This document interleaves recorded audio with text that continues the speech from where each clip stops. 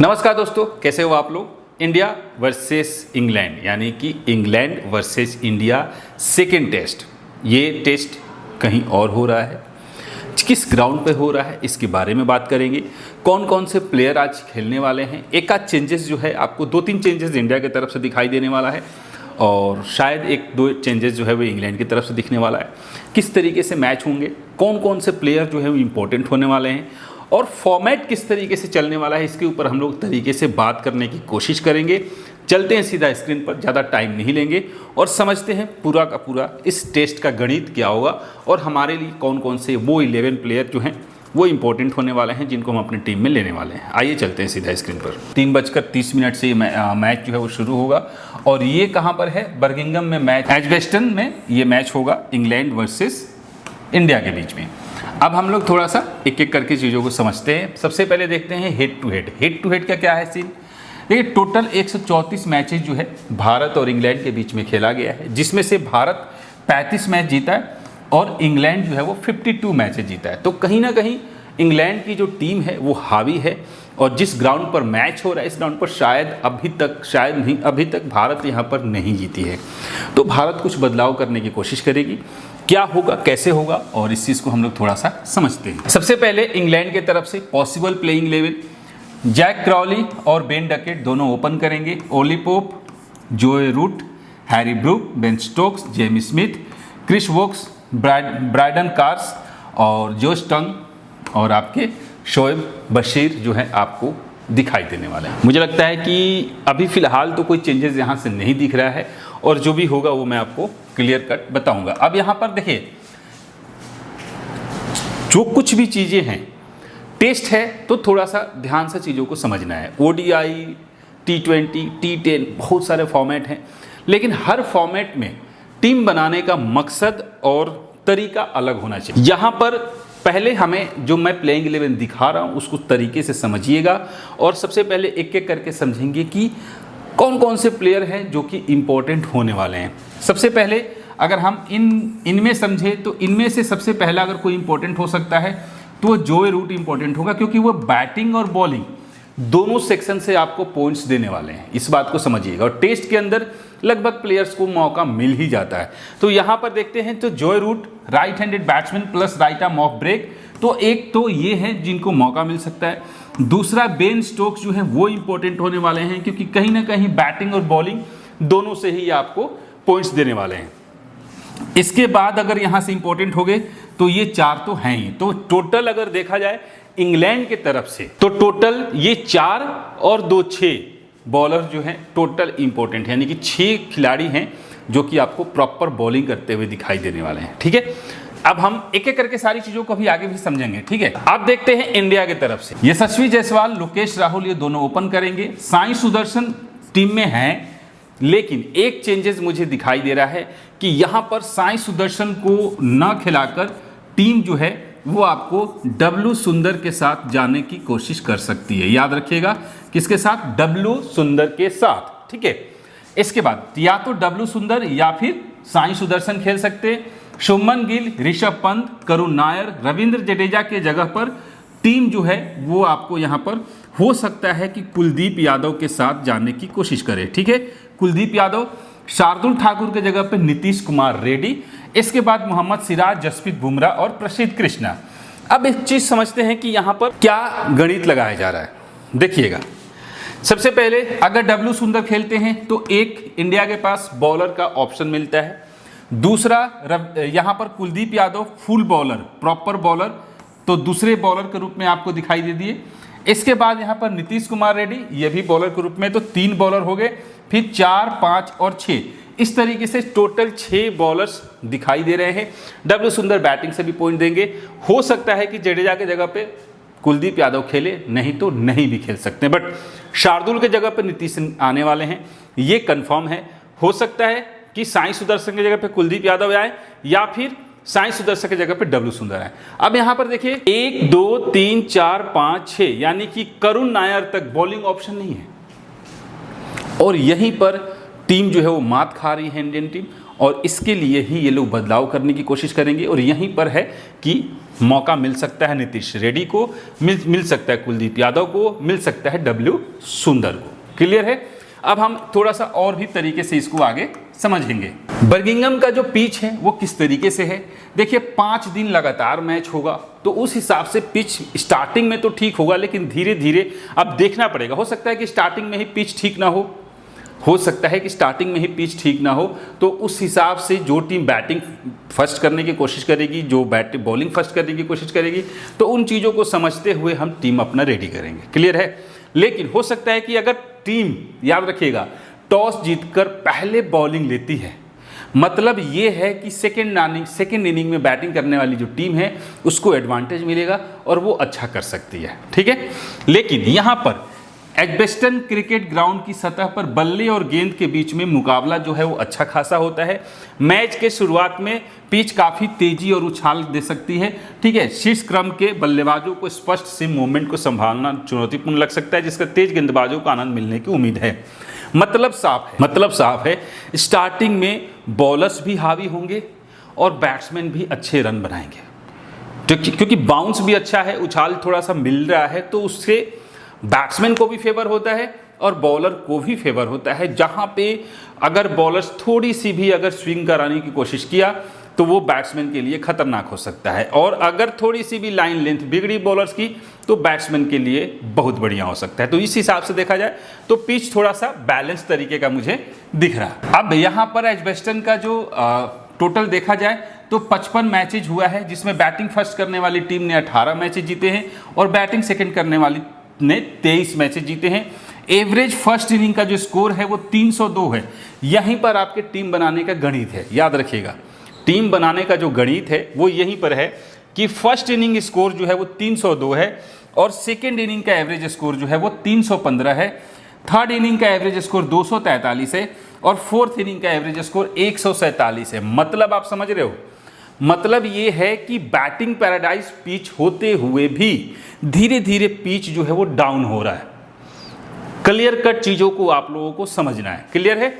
तो इन चीज़ों को अभी इसको किस तरीके से यूज़ करना है वो मैं आपको आगे बताने वाला हूँ। इस वेन्यू पे अभी तक जो रिसेंट मैचेज हुए हैं वो इस हिसाब से अभी तक जो है टीम मतलब कि मैचेज जो है वो हुए हैं।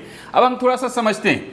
वेस्ट इंडीज़ और इंग्लैंड के बीच में मैच हुआ 282 और 175। इसके गणित को समझिएगा, 282 और 175 को आप लोग जोड़ लीजिए। ठीक है? कि ये कितना पॉइंट्स हुआ, टोटल कितने रन हुए, और यहाँ पर 376 और 87 इसको जोड़ लीजिए, टोटल कितने हुए।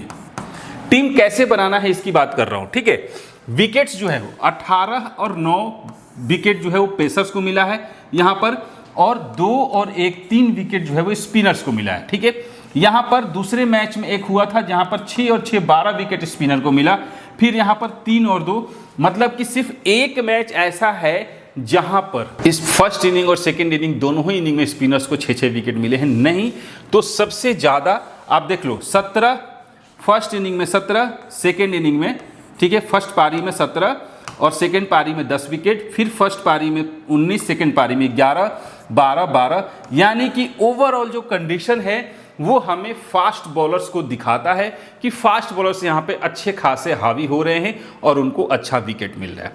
क्लियर है? कोई कंफ्यूजन नहीं होना चाहिए। ये जोड़ने की बात मैं इसलिए कह रहा हूं क्योंकि अगर आप ये जोड़ते हो, जैसे कि 5 और 2 7, 8 7 15 और 3 1 4, 457 अगर सिर्फ एक एक रन से बनता है तो 457 पॉइंट्स जो है वो बैट्समैन देके जाएंगे।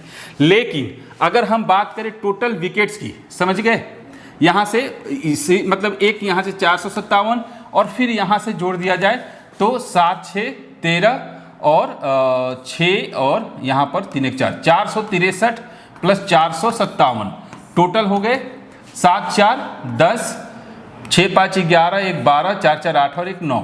या देखो भाई मेरा हिसाब कुछ उतना बढ़िया नहीं है, मैं वर्बली जोड़ रहा हूँ, तो टोटल 920 पॉइंट्स, समझिएगा 920 पॉइंट जो है वो बैटिंग से हमें यहां पर दिखाई दे रहा है 920।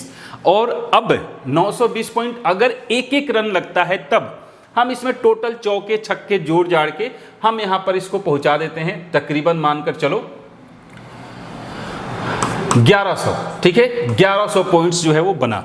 इसके बाद यहाँ पर 18 और 9 25 विकेट मिले, 8 9 17 27 विकेट मिले फास्टर्स को और 3 विकेट, यानी कि 30 विकेट जो है वो यहाँ पर टोटल फॉल हुआ है। तो 30 गुना, ठीक है, 30 गुना 25, अब इसके हिसाब से देखा जाए तो कितना हो गया, 30 दूनी 750 पॉइंट। तो सबसे ज़्यादा जो पॉइंट्स है वो बैटिंग सेक्शन से आ रहा है। क्लियर है, कोई दिक्कत होनी ही नहीं चाहिए, मतलब कि हमें बैट्समैन के ऊपर फोकस करना है। इस ग्राउंड के हिसाब से अगर देखा जाए तो बैट्समैन के ऊपर हमें फोकस करना है। क्लियर है, मेरे कहने का मतलब है कि पॉइंट्स हमें जोड़ना है, हमें ये जोड़ना है कि बैट्समैन टोटल कितने पॉइंट्स देते हैं, बॉलर्स टोटल कितने पॉइंट्स देते हैं। अगर बैट्समैन का बॉल देखो टोटल क्या होगा, टोटल क्या होगा, पहली पारी में 10-10 20 विकेट गिरेंगे, ठीक है। दूसरे पारी में कितने विकेट गिरेंगे, हो सकता है कि दूसरे पारी में दूसरी इनिंग के जो प्लेयर है दूसरी पारी के अंदर हो सकता है कि 2 ही विकेट गिरे, ठीक है, हो सकता है 5 विकेट ही गिरे। तो ये जो कंडीशन है ना, इस वजह से यहाँ पर बैट्समैन थोड़े से हावी दिखाई दे रहे हैं। तो ओवरऑल हम फास्ट बॉलर्स और मैक्सिमम अच्छे प्लेयर्स को लेकर हम चलने की कोशिश करेंगे। क्लियर। अब इंग्लैंड के प्लेयर्स के वेन्यू के रिकॉर्ड की बात करें तो जैक क्रेवली 5 इनिंग में 141 रन बनाए हैं, मात्र 28 का एवरेज है। इतना बढ़िया परफॉर्मेंस जो है वो नहीं दिख रहा है। बेन डकेट का 4 मैच में सिर्फ 59 रन है, 20 का एवरेज है। इस ग्राउंड पर भी बेन डकेट का भी रिकॉर्ड जो है वो अच्छा नहीं है। ऑयली पोप की बात करें 5 मैच में सिर्फ 65 रन है, 13 का एवरेज है। तो इस ग्राउंड के हिसाब से देखा जाए तो ये जो 3 प्लेयर हैं इनका रिकॉर्ड इस ग्राउंड पर प्रॉपर इस ग्राउंड पर बढ़िया नहीं है टेस्ट मैचेस के अंदर। जोए रूट की बात करते हैं, अच्छा रिकॉर्ड है, 82 का एवरेज है। और हैरी ब्रूक का भी कुछ खास नहीं है। बेन स्टोक्स का 27 का एवरेज है। और यहाँ से क्रिस वोक्स 5 मैच में 148, यानी कि सिर्फ एक जोए रूट जो है वो बहुत बढ़िया परफॉर्मेंस दे सकते हैं। और जोए रूट जो है वो बैटिंग और बॉलिंग दोनों से ही पॉइंट्स देने वाले खिलाड़ी हैं, इसलिए जो पहला फिक्स खिलाड़ी बन सकता है वो जोए रूट होगा। क्लियर। बॉलिंग ऑप्शन में क्रिस वोक्स 6 मैच में 13 विकेट, 6 इनिंग में 13 विकेट लेके गए हैं। और बेन स्टोक्स को 13 इनिंग में 20 विकेट मिले हैं। तो उस हिसाब से ये जो 2 बॉलर हैं वो इंपॉर्टेंट हैं, बेन स्टोक्स और क्रिस वोक्स, ठीक है। तीसरा प्लेयर जो है वो फिक्स हो सकता है, कौन, जोए रूट। अब हम लोग बात कर लेते हैं इंग्लैंड की तरफ से, हेड टू हेड की तरफ से। तो जैक क्रॉली का 20 मैच में 630 रन है, मात्र 32 का एवरेज है। बेन डकेट का 15 मैच में 572, 38 का एवरेज है। और ओली पोप का एवरेज अच्छा नहीं है। और जो रूट की बात करें 59 का एवरेज है। तो बिल्कुल फिक्स खिलाड़ी होगा, हेड टू हेड में भी अच्छा है और ग्राउंड पर भी रिकॉर्ड अच्छा है। हैरी ब्रूक का कुछ खास नहीं है। बेन स्टोक्स की बात करें 25 का एवरेज है और किसी का कुछ खास यहाँ पर हमें नहीं दिख रहा है। अगर हम बॉलिंग ऑप्शन से समझे तो क्रिस वोक्स वापस से 19 इनिंग्स में 24 विकेट है। बेन स्टोक्स का 30 में 45 विकेट है। और जो रूट जो है वो 31 मैच में 19 विकेट लेके गए हैं, ठीक है। तो कहीं ना कहीं एक और चीज़ है कि 2 इनिंग में 7 विकेट टंग को मिला है, ब्रैडन कार्स को 2 मैच में 4 विकेट, 2 इनिंग में 4 विकेट है। लेकिन जो सबसे जो जरूरी खिलाड़ी है वो वही है क्रिस वोक्स, बेन स्टोक्स, जोए रूट। बेन डकेट रोटेशन वाले खिलाड़ी बनेंगे, फिक्स वाले खिलाड़ी जो है वो नहीं बनने वाले। क्लियर। अब यहां से देख लेते हैं कि टोटल जो रिकॉर्ड है टेस्ट मैचेस के अंदर, जैक क्रॉली 55 मैच में 3092 रन है, मात्र 32 का एवरेज है। बेन डकेट का एवरेज जो है वो 34 मैच में 2621 रन, 44 का एवरेज है। और ओली पोप का 57 मैच में 3415, 36 का एवरेज है। और इसके बाद जोए रूट का 51 का एवरेज है। तो अगर हम इस चीज़ को स्क्रीनशॉट ले लीजिएगा, आपको हेल्प मिलेगा। अब इस चीज़ को अगर हम ध्यान से देखें, ये सेम चीज़ जो है वेबसाइट पे भी आपको मिल जाएगा, आज रात को अपडेट हो जाएगा। तो वेबसाइट के ऊपर भी आपको रात में ये सारी चीज़ें मिल जाएगा। अब इस चीज़ को समझते हैं। बाई एवरेज देखा जाए तो हैरी ब्रूक का 26 मैच में 60 का एवरेज है। और इसके बाद यहाँ पर 51 का एवरेज जो रूट का है। और बेन डकेट का 44 का एवरेज है। इसके बाद सीधा 45 का एवरेज है 11 मैच में जे स्मिथ का, ठीक है। बाकियों का किसी का कुछ खास उतना बढ़िया एवरेज नहीं है। 138 पॉइंट लाकर भी जसप्रीत बुमराह भी ड्रीम टीम का हिस्सा नहीं रहा। अब समझ रहे हो, थोड़ा सा टेस्ट मैचेस के अंदर पॉइंट्स लगभग 180 से ऊपर होना चाहिए।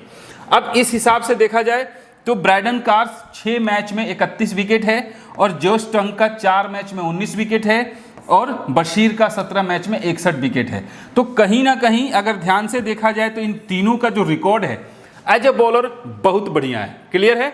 और क्रिस वोक्स का 58 मैच में 181 विकेट है। तो यहाँ से जो इंपॉर्टेंट प्लेयर कौन कौन होंगे, सबसे पहले हम जोय रूट को पिक करेंगे, बेन स्टोक्स को पिक करेंगे, क्रिस वोक्स को पिक करेंगे और यहाँ से इन दोनों में से किसी एक को उठाएंगे, ठीक है। जोश टंग और ब्रायडन कार्स, इन दोनों में से किसी एक को पिक करेंगे। तो ये 3 खिलाड़ी हमारे फिक्स हो रहे हैं। चौथे खिलाड़ी बेन डकेट और जेक क्राउली, इन दोनों में से किसी एक को रखिएगा तो वो आपके लिए बिल्कुल सही होने वाला है।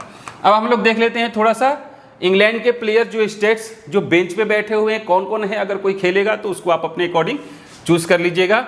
इंडिया की तरफ से देखा जाए, यशस्वी जायसवाल इस ग्राउंड पर नहीं खेले, लोकेश राहुल का इस ग्राउंड पर रिकॉर्ड बिल्कुल खराब है, साई सुदर्शन खेले नहीं, शुभमन गिल 2 मैच में इस ग्राउंड पर रिकॉर्ड बिल्कुल खराब है, ऋषभ पंत का 2 मैच में 203 है, 102 का एवरेज हो गया, करुण नायर खेला नहीं, रविंद्र जडेजा 2 मैच में 127 रन 64 का एवरेज है। यानी कि अगर बाई एवरेज देखा जाए ग्राउंड का तो 2 प्लेयर निकल के आ रहे हैं, रविंद्र जडेजा और ऋषभ पंत। बॉलिंग ऑप्शन में मोहम्मद सिराज 2 मैच में 4 विकेट और जसप्रीत बुमराह लेके गए हैं 2 मैच में 5 विकेट 2 इनिंग में।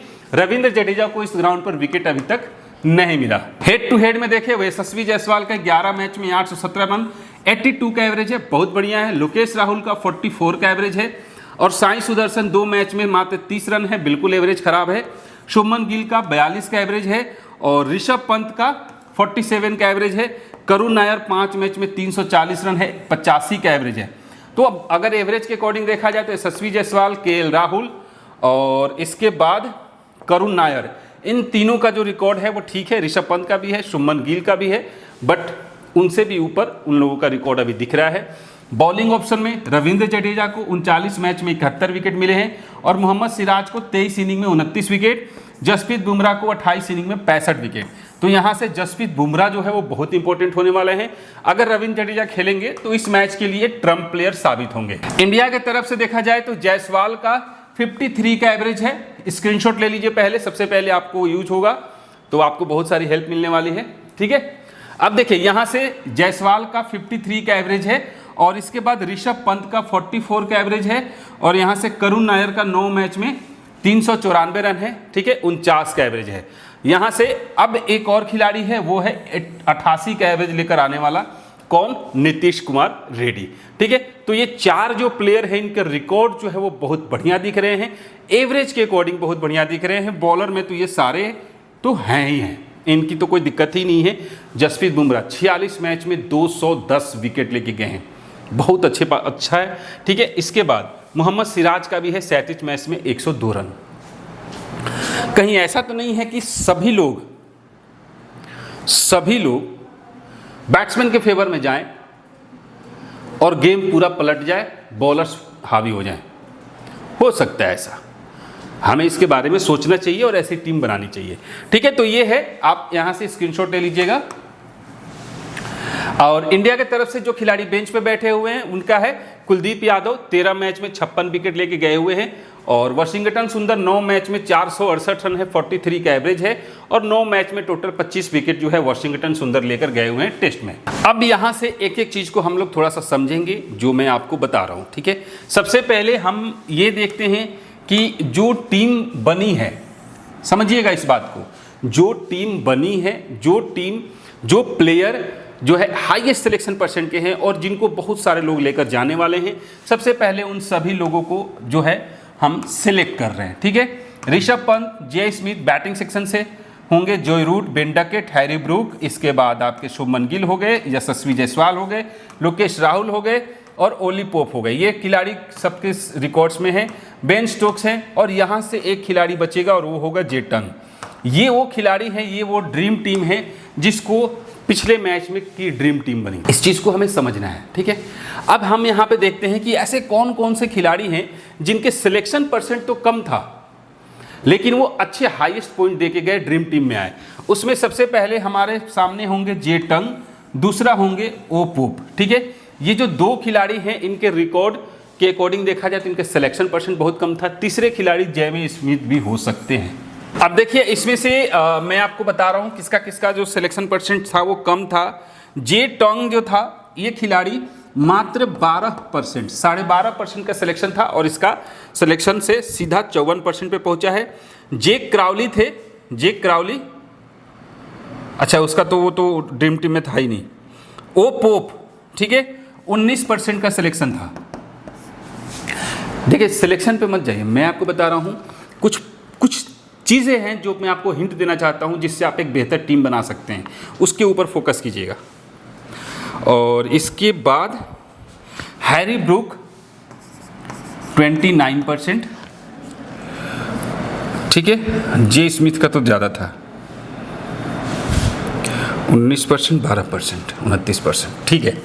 अब देखिए फॉर्मूला हमारा क्या कहता है कि 0 से 30% के बीच में 3 खिलाड़ी ड्रीम टीम में आते ही आते हैं, ठीक है। अब देखिए एक आया सीधा बॉलिंग सेक्शन से और 2 आया सीधा बैटिंग सेक्शन से, एक 19%, 29%, 12%। और इस मैच के अंदर भी आपको 3 खिलाड़ी आएंगे, चाहे वो 2 बैटिंग सेक्शन से हो या फिर वो दोनों के दोनों बॉलिंग सेक्शन से हो या फिर ऑलराउंडर सेक्शन से हो।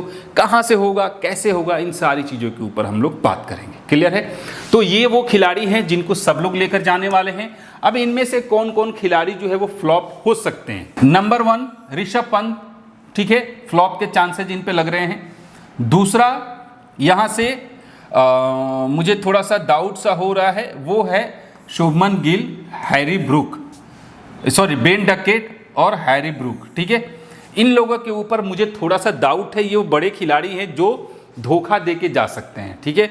मतलब इन चारों में से कम 2 खिलाड़ी तो हैं जो धोखा दे के जा सकते हैं, ऐसा मुझे चांसेस लग रहा है। क्लियर है? तो अब हम इनके जगह पे किस किस को लेकर जाने वाले हैं, आइए।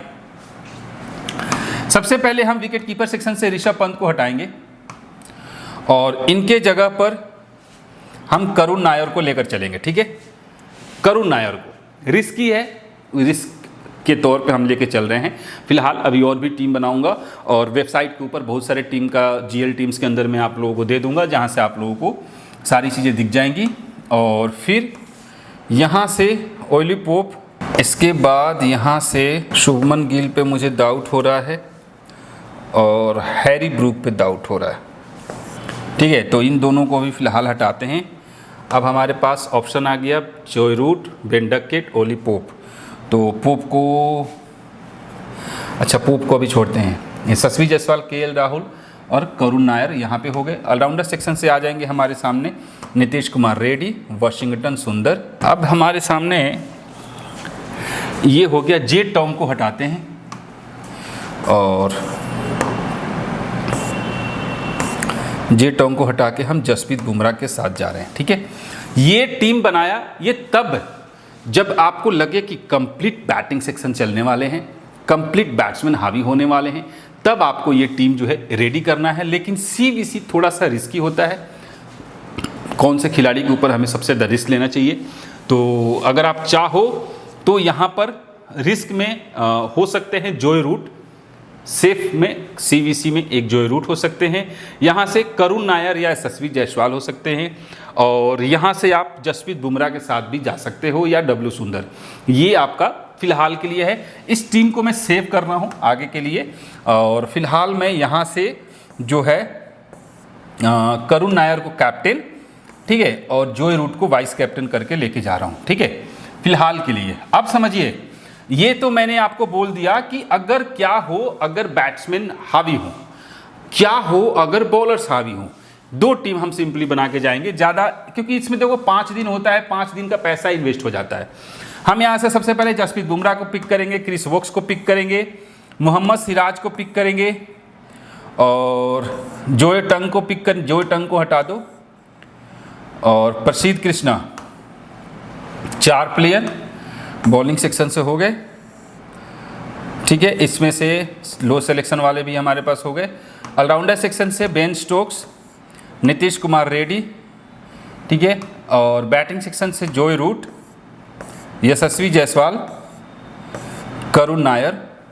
विकेट कीपर सेक्शन से जे स्मिथ, और बॉलिंग सेक्शन से एक और किसी को हम पिक कर सकते हैं, वो होगा या तो ब्रैडन कार्स या फिर एस बशीर, नहीं तो कुलदीप यादव खेलेंगे तो कुलदीप यादव के साथ भी हम लोग जाएंगे। फिलहाल के लिए जो है हम ब्रैडन कार्स को अपने टीम में सिलेक्ट कर रहे हैं। ठीक है, ये इस तरीके से जो है टीम हमने बना लिया। अब यहाँ पे कैप्टन वाइस कैप्टन वो तो बाद में हम डिसाइड कर लेंगे, यहाँ के लिए फ़िलहाल के लिए बॉलिंग सेक्शन से है। तो सब लोगों की नज़र जसप्रीत बुमराह पे हो सकती है, सब जगह हो सकती है। क्या पता जसप्रीत बुमराह से ज़्यादा विकेट प्रसिद्ध कृष्णा लेकर चला जाए, तो हम प्रसिद्ध कृष्णा को कैप्टन बना दिए। ठीक है, और यहाँ से जोए रूट को वाइस कैप्टन बना दिए। ठीक है, जोए रूट को वाइस कैप्टन बना दो या फिर बेन स्टोक्स को बना दो, इस तरीके से। तो ये कहने का मतलब है कि एक आपको टीम बनाना है जब आपको लगे कंप्लीट बैटिंग सेक्शन से, एक टीम बनाना है कंप्लीट बॉलिंग सेक्शन से। प्लेयर्स मैंने आपको बता दिया, और भी बाकी का जो डिटेल होगा वो भी मैं कल आपको 2 बजे तक दे दूंगा। आज रात को वेबसाइट पे सारी चीज़ें अपडेट हो जाएंगी, जिससे आप एक बेहतरीन टीम बना सकते हो। तो गाइस, टेस्ट मैच बिल्कुल अलग तरीके से होता है, इसमें प्लेयर्स अलग तरीके से चुने जाएंगे। इसका जो टीम की फॉर्मेट है, फॉर्मेशन जो है वो एक अलग तरीके से बनेगा। और इस चीज़ के लिए आपको समझना होगा, पिच का रिपोर्ट समझना होगा कि पिच क्या धीरे धीरे अच्छा होता है या फिर धीरे धीरे बुरा होता है। पिच पर धीरे धीरे बॉलर्स हावी होते हैं या बैट्समैन हावी होते हैं। तो इन सारी चीज़ों को जब आप समझेंगे तभी एक बेहतरीन टीम बनाएंगे। आई होप मैं अच्छे से समझा दिया आपको, तो आप एक बेहतरीन टीम बना सकते हैं। कमेंट जरूर कीजिएगा कोई भी दिक्कत हो, क्योंकि टेस्ट मैच के मैं वीडियो भी ज़्यादा बनाता नहीं हूँ, आप लोगों के कहने पे बना रहा हूँ। ये भी ये बिल्कुल नए चैनल पे है। बाकी दूसरे चैनल पे आपको मेन जो चैनल है ग्रैंड लीग एक्सपर्ट का, उसके ऊपर बांग्लादेश और श्रीलंका के वीडियो भी आ जाएगी। तो मिलते हैं फिर नेक्स्ट वीडियो में, तब तक के लिए जय हिंद।